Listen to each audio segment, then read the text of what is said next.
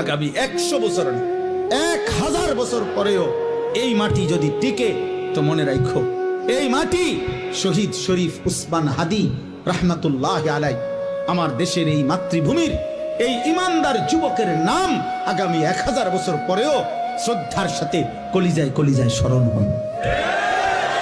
পৃথিবী তাকে মনে রাখে।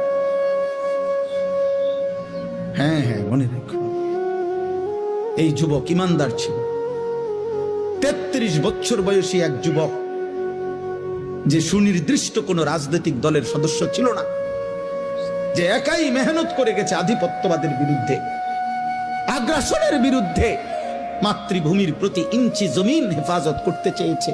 তার সামর্থ্যের সবটুকু দিয়ে সে বলেছে, সে পাক্কা নামাজি ছিল, 5 ওয়াক্ত নামাজ পড়ত, ফজরের নামাজ প্রতিদিন জামাতে পড়ত, ফজরের নামাজ ক্যাম্পেইন করত, সাথীদেরকে ফজরের নামাজের জন্য উঠাইতো, ফজরের নামাজের বন্ধুদেরকে সাথে নিয়ে এরপরে ঢাকা 8 সংসদীয় আসনে ওয়ার্কিং